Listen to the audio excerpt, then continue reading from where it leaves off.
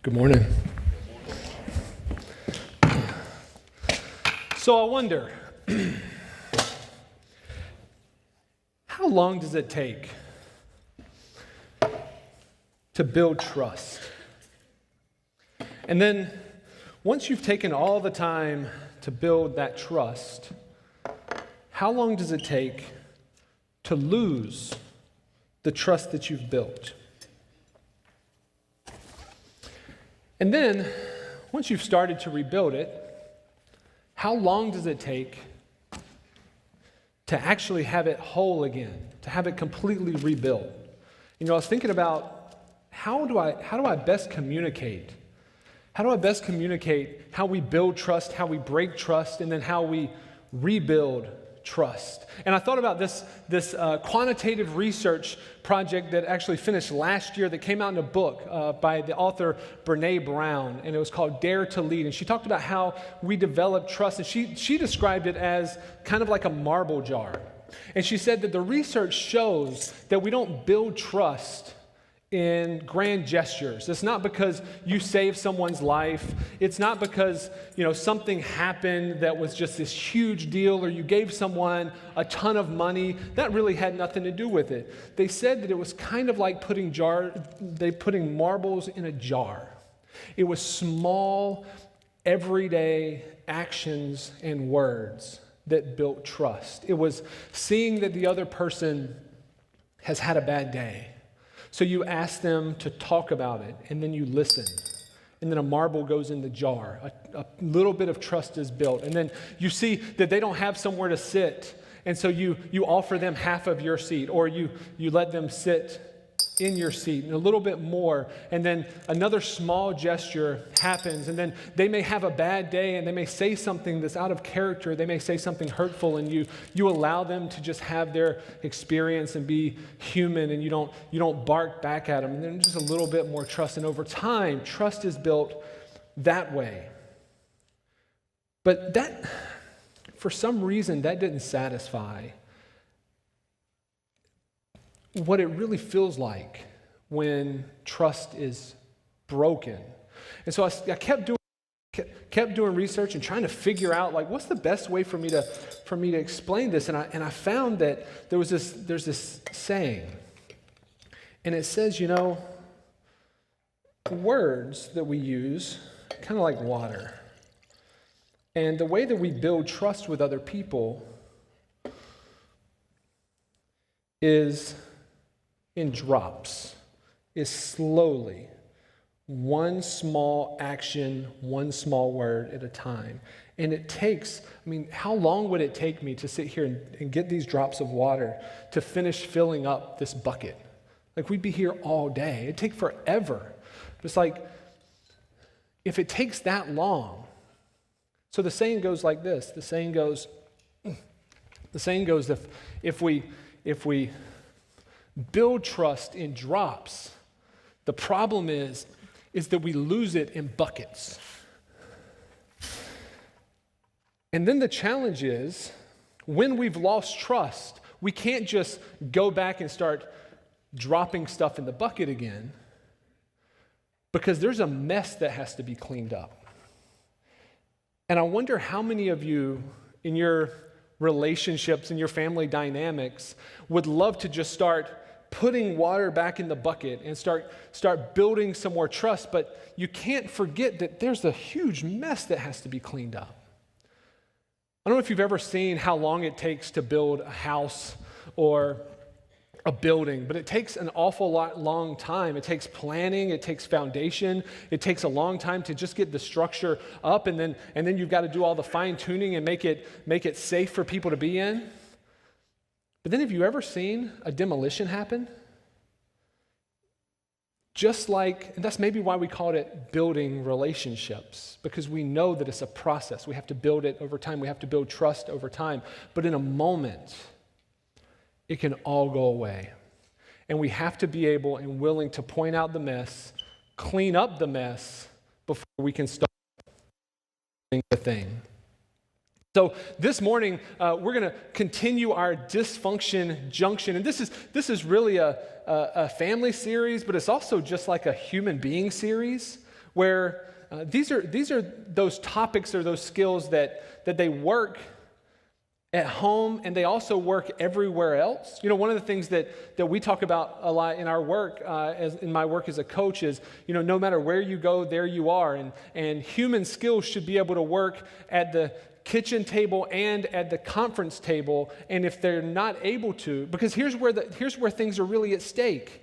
Things are at stake because, and you know this, you go to work, you have a tough day at work, but you can't tell them how bad you hated your day. You can't just slam the door. You can't kick a trash can, even though that'd be good. You can't flip a desk over. So what do? We go home and we take it out on the people that we say we love the most, that are the most important. You know, those people that we actually go to work for, we come home and punish because we had to go to work.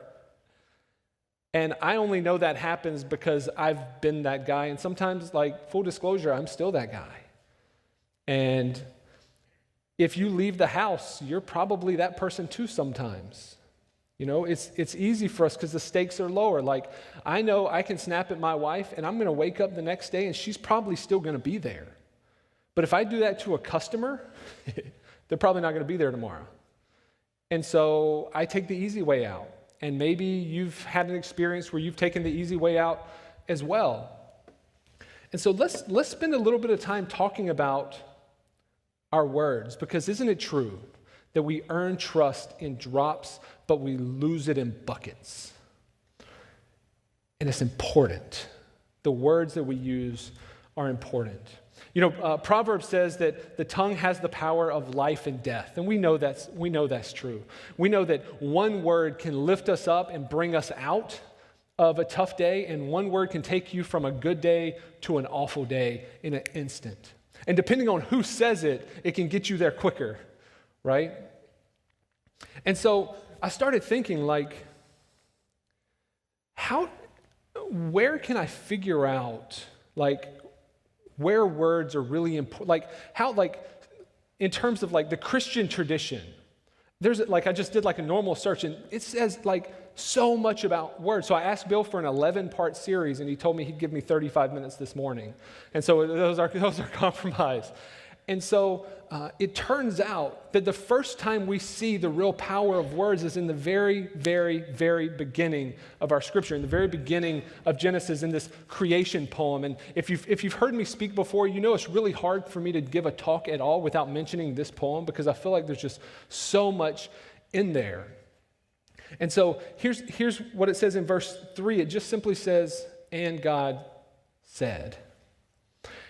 And so it stands to reason that everything that is, everything that was, everything that ever will be is here because of words.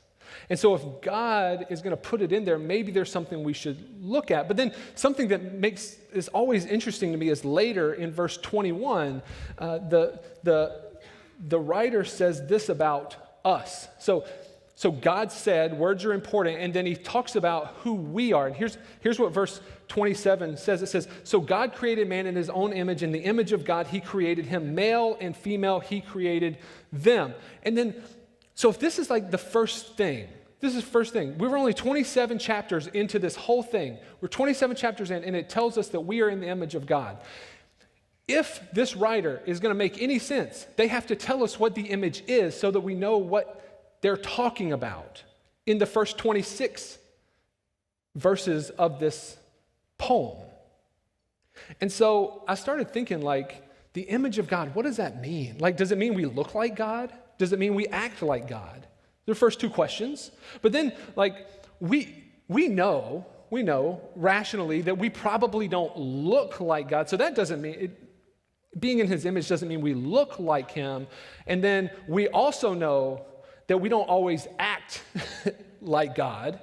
And so it can't be the way we act. So what is it? And so I started doing some research. Like, maybe some other cultures have interesting answers about what this means. And so I started finding, you know, when you think about Jesus, when you think about the person of Jesus, a form, a picture pops into your head. And it turns out that that's true all across the globe.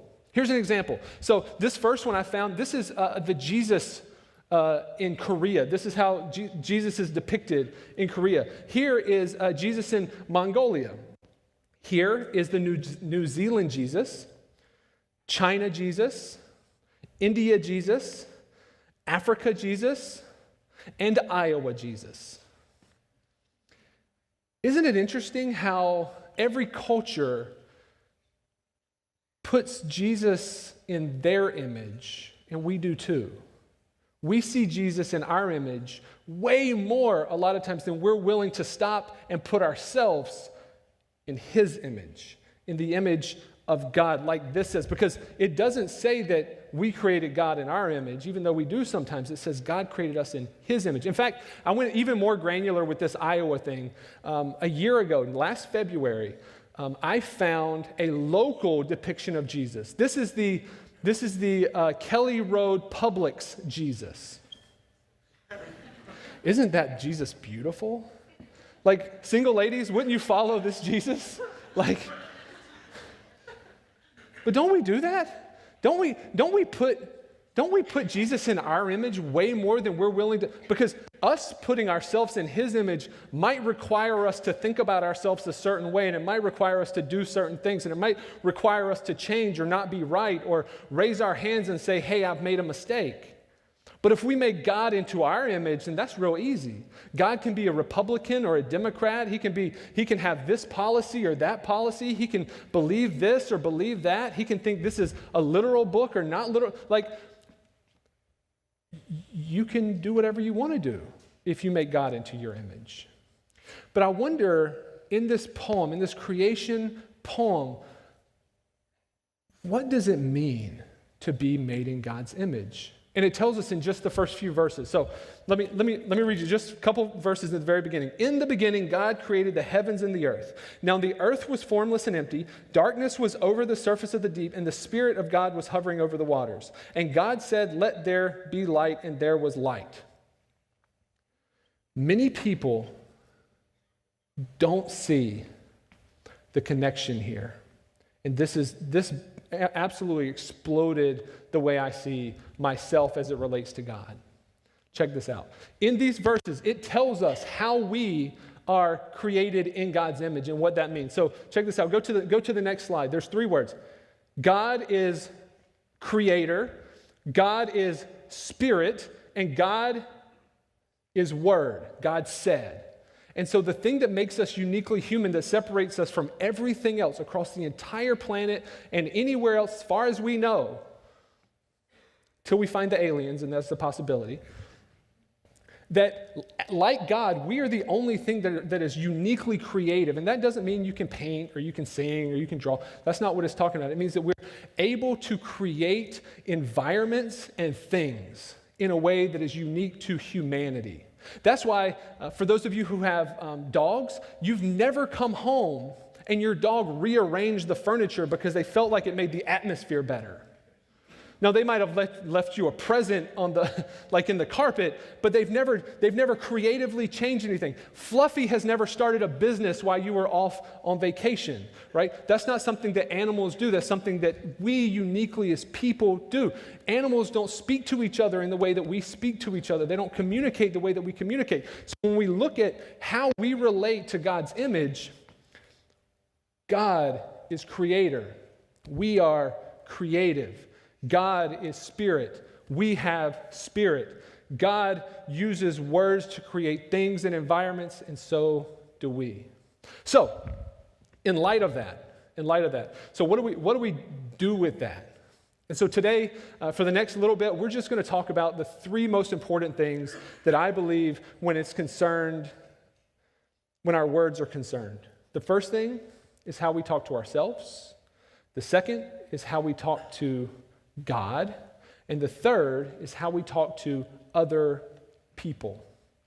So you might wonder, why would we need to talk about how we talk to ourselves? So let me share a little context with you. So here's the truth with every single one of us, without exception in this room. You talk to you more than you talk to anyone else on the planet, ever, on a daily basis. You've been having a conversation with yourself the entire time I've been talking. You're asking yourself what you think about this. Do you like this? Is he going to let us out a little early because I'm hungry, right? You're thinking all of this stuff, and that's not a bad thing. But if we don't think about how we're talking to us, how we're talking to ourselves, we miss the whole thing. Here, let me give you an example. This is my son right here. This is Kendrick. Kendrick was born in September. He's 5 months old now. And let's do this. How would you think of me as a father? As a father, if I started now, what you got to start teaching them the right things while they're young, right? So while Kendrick's young, I can just start telling him that, you're probably not going to amount to a whole lot. There's a lot of people that are going to be more talented. They're going to be smarter. People in general don't want to hear what you have to say. Life is going to be hard for you. You're probably not be as successful or happy as you think you're going to be. You are a burden to more people than you're a blessing to. What would you think about me as a father if that's what I was telling this guy? The only difference between him and you is years. Because every one of us used to be that. And so when you think about me as a father speaking like that to my son, someone who I'm supposed to love, someone who I'm supposed to take care of, someone who I'm supposed to treat well, yet we go around talking to ourselves in those same ways all the time. We tell ourselves that we're not good enough, or we're not this, or we're not that, or we don't have this thing, or we don't have that thing. We talk about our weakness, we beat ourselves up, and the truth is there's so many of us, and I'm this too sometimes, is we're just secret bullies. We don't bully other people because then we'd be found out. But Lord knows we bully ourselves. And I have a unique perspective on this. The reason is there was a lot of things wrong with me, in my opinion, as a kid. In fact, it got to a place where I needed to be tested. So I was tested by the state. And when you get tested by somebody that's going to give you like a diagnosis, you expect like a report, right? I mean, that's reasonable for us to believe. We would get a report. We got a packet. And in that packet, it talked about things like dyslexia and narcolepsy and some sensory stuff, and I had speech impediments and like all of this stuff. And the reality of my world at that point, being 11 years old, as an 11-year-old, because of my dyslexia and other stuff, I couldn't write my alphabet by myself without getting it wrong. Could not write it all the way through as an 11-year-old. Now, another problem about that and me being 11 is because when I was 11, I wasn't that much shorter than I am now.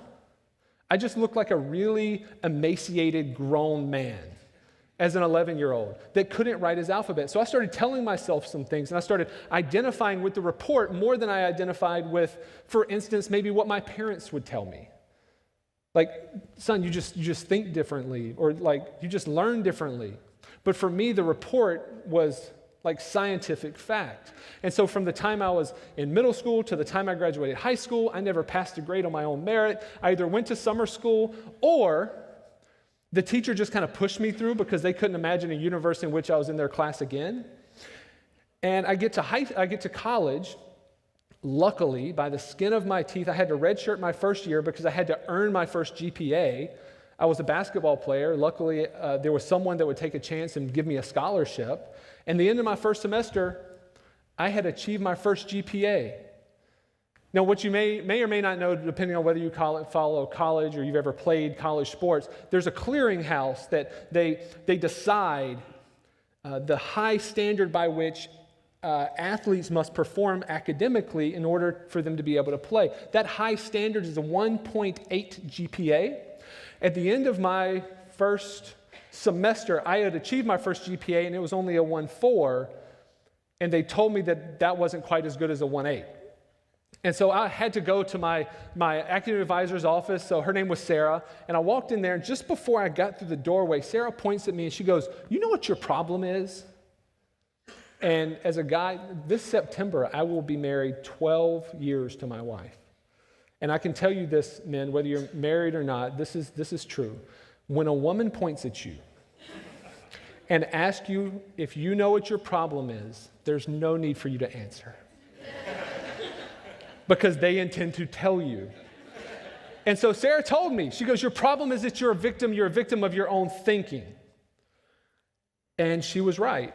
And she went on to help me change my mind. And it completely changed my life. And here's what I've realized from that. I've realized that our weaknesses are just shadows.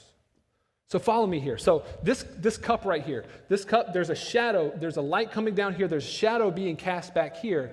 And so our weaknesses are like shadows. They only expose the truth of something that's more real and more tangible. And so for my entire childhood, here's what I looked at. I looked at the shadow and I said, gosh, I can't read well, I can't study, I can't make grades like the other kids, I'm probably not going to get out of school, like I don't know how successful I could possibly be. And so all these things, I looked at shadows for the vast majority of my life, my entire adolescence.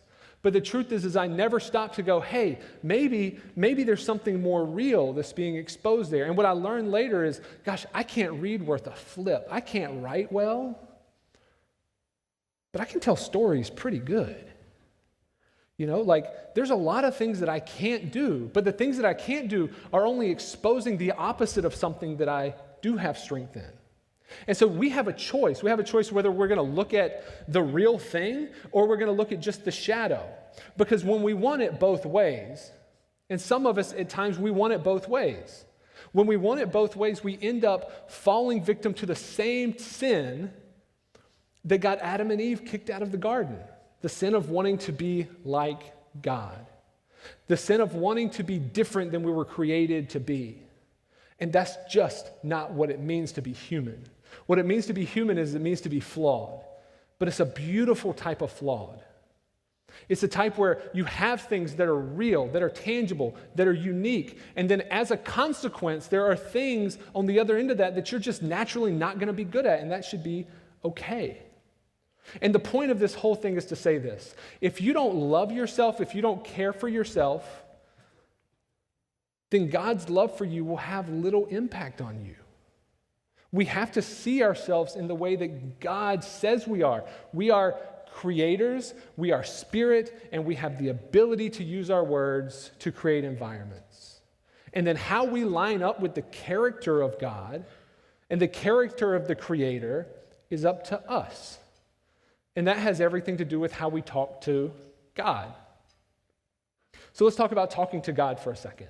So, isn't it true that the way we think about God determines our behavior?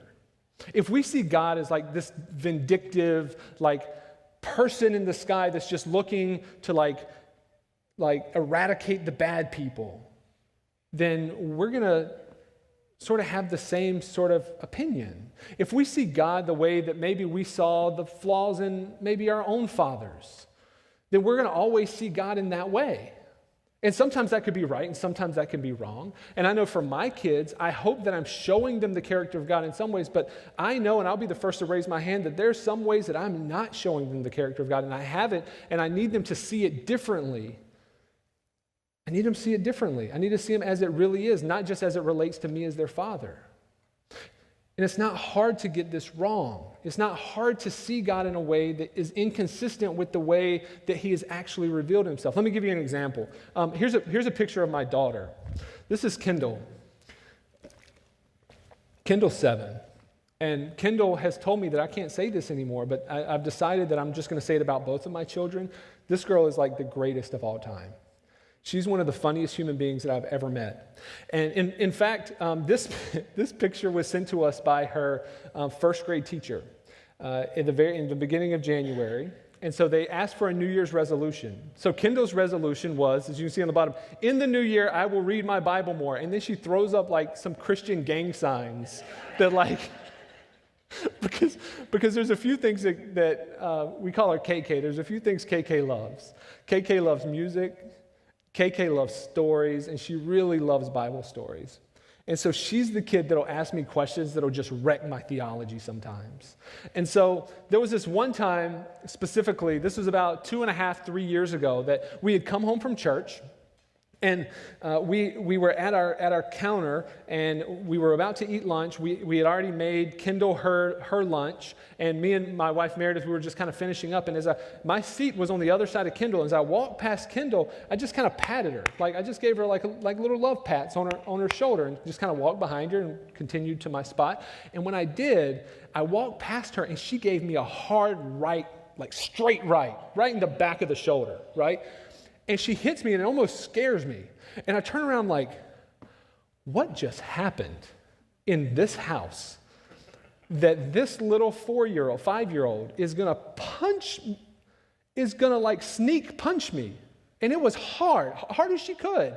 And I went, girl, what are you doing? And she goes, I learned it in church. And I'm like, wait, I have a question. You learned what in church? And she goes, I learned it today. And I said, what did you learn? She goes, do unto others what they do unto you. So we had a little lunch in theology that day. But isn't it true that just a little bit, just to be off just a little bit, completely changes our actions and the way we respond and react to other people? So if we see God in a way that's counter to who he actually is, then we're going to act in a way that's counter to the way we've actually been created to be. It reminds me of this particular story that always used to bug me when I was young. I was the firstborn. My sister didn't come along and mess things up for me till I was like 5.5, 6. I love you, Kristen. And I can remember being like, 7, 8 years old and hearing this story about Abraham and Isaac. And if you've grown up in church, you know this story where God asked Abraham to sacrifice his son Isaac. And the thing about this story is Abraham waited a long time for Isaac, his firstborn son. And so in the story, God goes, Abraham, I want you to sacrifice your son. And you know what Abraham's response is? Okay. So he loads his stuff up and he makes a 3-day journey to go sacrifice his son. And I remember being a kid wait a second. I have some questions about this. I'm the firstborn son. And so we have sayings wherever you're from, you have sayings that are unique to where you grew up. And so there's a couple of sayings that I can remember that it was one saying was, hey, get in the truck. We're going to go somewhere. And I can remember being where are we going? What are we going to do? Because as a 7-year-old, you hear that God's going around telling people to sacrifice their sons. It's hey, I've got some questions. But I realized something about this story. It's so interesting that God tells Abraham to sacrifice his son. Abraham asks no questions. He goes, okay. He loads up. He takes some servants. He takes his son. They go 3 days. They get to a spot. He tells his servants, he goes, you and the animals stay here. He takes the sticks for the offering, puts them on his son Isaac's back. He takes the materials. He goes, we're going to go over there and worship. And then we are going to come back. And so in the story, God says, go sacrifice your son, but Abraham tells the people that he's going to bring his son back. And it almost seems it's contradictory, right? It doesn't make any sense. But then as they're walking, Isaac looks at his dad and says, Dad, where's the lamb? And his dad, if you've been a parent more than about 15 minutes, you become a professional in diverting questions.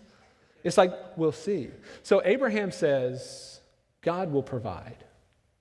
And I can't imagine that really giving Isaac much comfort.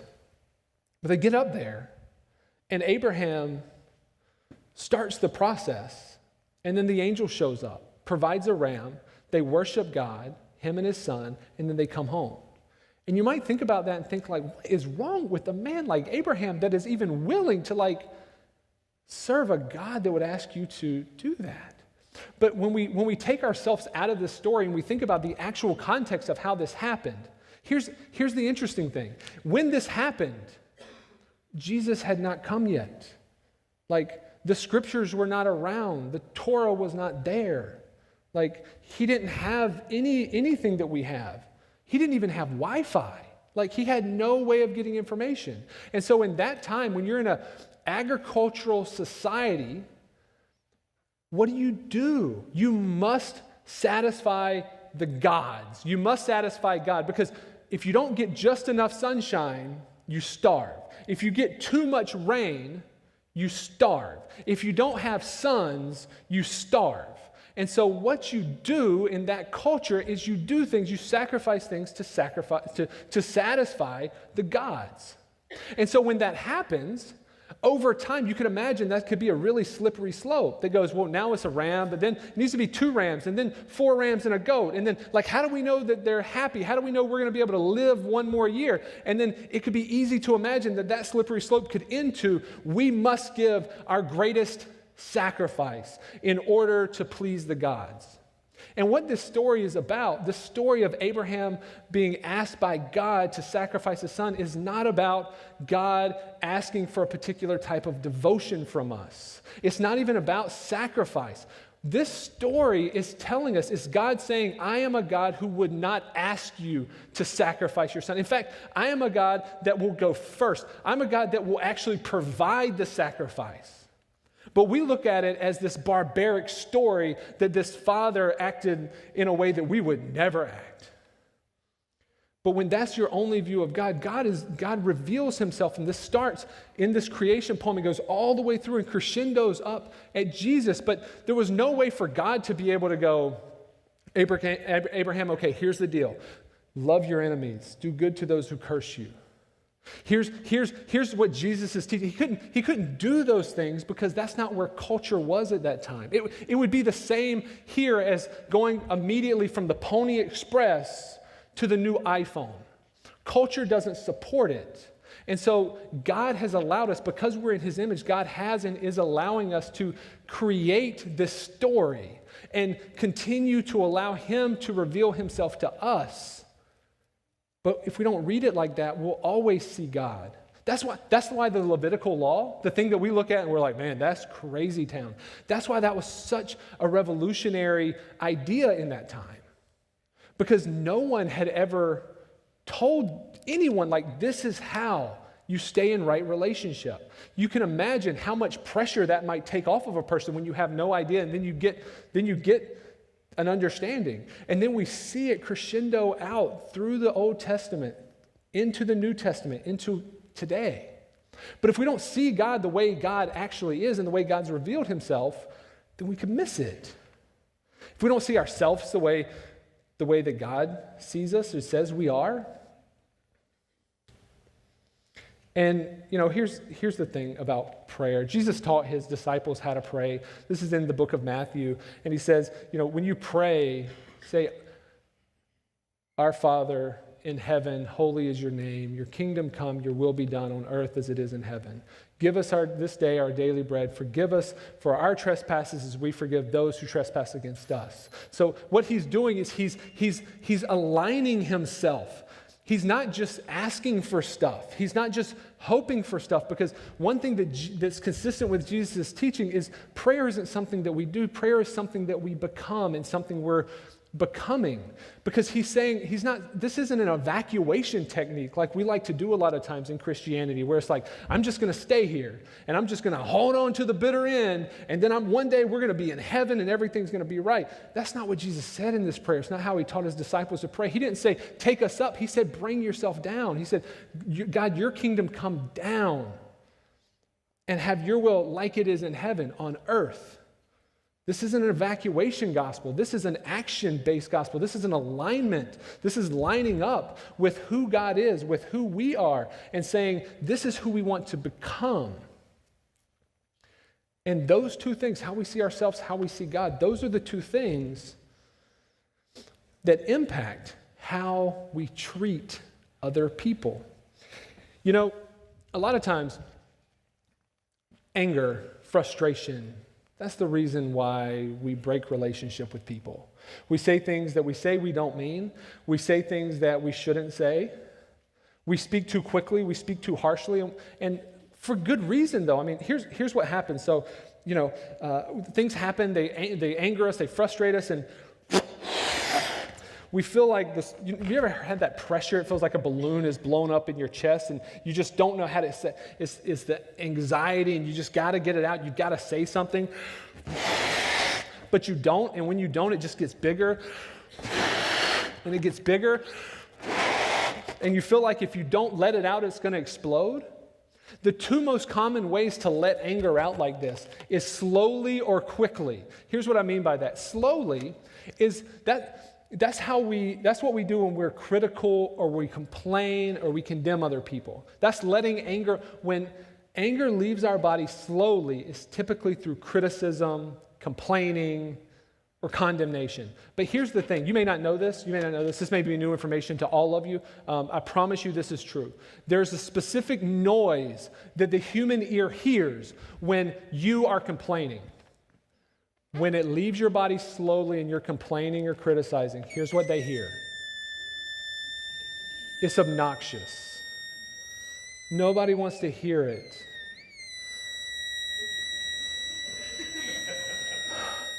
This is what complaining sounds like to people. And so it doesn't do us any good. Because the truth is when we let it out slowly like that, all we got to do is wake up the next day and it just comes back. You've had this experience, so have I. There's another way to let it out. The other way is to let it out quickly through an angry outburst. But the problem with an angry outburst, we just let it all out really quick. We never know where it's going to end up. We never know who it's going to hit, who it's going to impact. And then even when we do, we might let all that anger out, but at the end, we still feel like we're flat. And it's just going to fill back up. So maybe there's a different way for us to communicate with each other that isn't letting this stuff build up and then letting it out slowly through complaining or letting it out quickly through angry outbursts. So in my work as a coach, an instructor with Dale Carnegie Training, as my experience as a believer and follower of Christ, as my experience of a friend to people from many faith traditions, as my experience just as being a human being and just observing the world around me, I've found three things that I believe are imperative for people that don't criticize, that don't have these big angry outbursts. And I'll share those with you. So the first idea is simply this. And if you've grown up in church, this is going to be a hard one for you. And I promise you, after you hear it, before you turn your mind off, just hear me out. The first thing is there's no such thing as good people and bad people. There's no such thing. The fact is that we oscillate between the two all day long, every day. Sometimes we're on the good people side more, and sometimes we're not. The problem with seeing people as good or bad is we never see ourselves as bad. We're always on the good side. They're always on the bad side. In fact, that's a real problem in our culture today. Would you agree? That we see each other as good or bad, depending on, so what do you believe? Well, that means that you're this type of person, you're bad, so that makes me, by proxy, good. And so we can make our God out to be all sorts of different things. And we can make our Jesus to be whatever we want to. But the truth is there's no such thing as good people or bad people. There's only joyful people and miserable people. Have you ever been filled with joy and did something you regretted? Said something that was hurtful? No. People that do things, even criminal things, that we would say are awful, those aren't happy people. They're miserable people. They're not bad people. They're miserable. They might have done some bad things. They're miserable. And we've done that too. All the time. And so when you start looking at people as joyful or miserable, it's way easier to follow Jesus' teaching of love your enemy, do good to those who curse you. Because when I don't see you as a bad person, I just see you as someone that's having a bad day or someone that's miserable. Like, of course, that must be awful to feel that way on the inside, so you have to act this way on the outside. It's awful. It's easy to have compassion when you see people that way. So that's the first thing. The second thing is that this was really hard for me. The second one is that nothing is personal. Nothing. It's easy for us to take things personally, and the truth is there's probably something that happened last week or something that you read on social media this week that you might have taken personally, but the truth is there's no such thing. Think about it like this. Think about the last time someone insulted you and you felt personally offended. Here's the truth. If God would have pushed the pause button and picked you up out of that situation, put you over here, and then replaced you with someone that was just kind of like you, had your same mannerisms, maybe have been come from your same culture, believe some of the same things, wouldn't that person be treating this new person the same way? Of course they would, because it's not about you, it's about them. The way we respond and react has more to say about who we are on the inside, not who the person standing in front of us is. And so it's not personal, it's never personal. So the more things we take personal, the more we make good people and bad people. It's not personal. This is even true in the most extreme cases. Think about things like hate crimes. When we see hate crimes, we see, oh my gosh, they picked out this one person from this one particular thing or this one particular group. It was just a matter of coincidence. They wanted to do that to anyone. They wanted to hurt anyone that looked like that, anyone that believed like that. It's not about you. It's about them. It's about them wanting to hurt you, not about who you are. And so when we see people in this way that we say, gosh, they're doing this to me, it's not personal. That's why Jesus said, Father, forgive them, because they don't know what they're doing.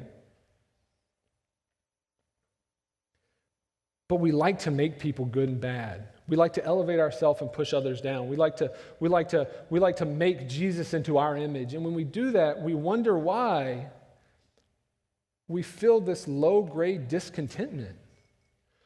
Because when you accept something of yourself that just isn't true, it's hard to be content. Here's the third thing. No one made you. They made me mad. They made me do it. That made me do this. It's just not true. Nobody made you. My belief is that too many people, and I'll raise my hand and say this is me many times as well. Too many people, and this includes, and sometimes is especially Christians, too many people are making noise and not making a difference. They're making noise. They're not doing stuff to make a difference. Because we can't wait for someone else. It's our job to bring the kingdom down. It's our job to take action to restore shalom. It's our job. It's not somebody else's job. It's not. Here's something that Rumi said that is one of my favorite quotes about words. He said, raise your words and not your voice, because it's rain that grows flowers and not thunder.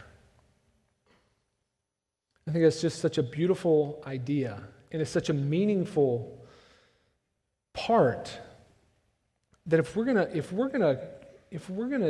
do what we're here to do, then we've got to raise our words. We've got to speak in a way that's consistent with the way that we were created and the example that we were given through the teachings that we have. It's not about good or bad. It's about let's bring the kingdom down. Like the person that we say we're following prayed for us to. And it's our choice. Every day, every moment, every action, every interaction is our choice. And so let's end like this today. In a moment, I'd like to just take just a few seconds and say a quick prayer for us before we leave.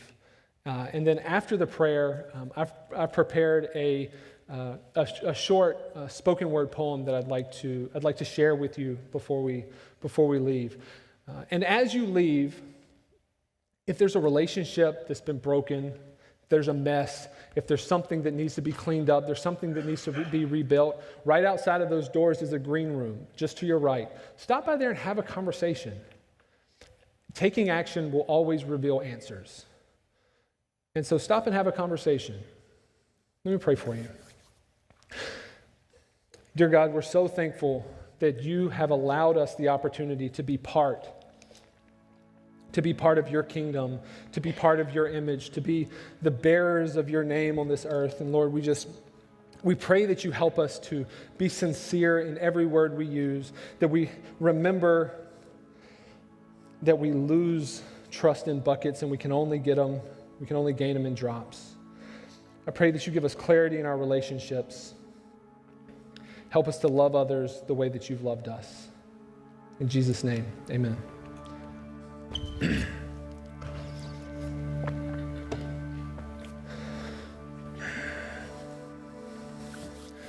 Words. I remember the bad ones more than the good. I know that I reflect on them more than I should. It's like the time the teacher told me that I was stupid, or the time that I fell madly in love. But she didn't get shot by Cupid. You know, the person that told us that sticks and stones, they break our bones, but words will never hurt us, was a darn fool, because when I was in school, sticks and stones, they scratched my skin, but words, they scarred my soul. The harsh words, the words that turn rainbows into crossbows and good days into Maydays. There's not a scalpel that's sharp enough to remove all the shrapnel, and there's not enough Novocaine that could ever numb all the pain of our words. Because they bend, they break, they love, they hate. You know, to a carpenter, everything is a tool to build something, but to a killer, everything is a weapon that can kill something. And just like you, I've had both killers and carpenters in my life, people that have brought me joy, people that have brought me strife. And if I'm honest, I've been both of those too, because there's some people here and I've said some things that has hurt some of you, and I'm sorry. We've got to remember that our words have life and death powers. You can't plant weeds and expect to get flowers. You can't smell good and not take showers. You can't stay home from work and expect to get paid. You can't walk around in the desert and expect to get shade. You're going to have to reap what you sow. You're going to have to eat what you grow. So taste your words before you spit them out. And if they don't taste good, keep them in your mouth.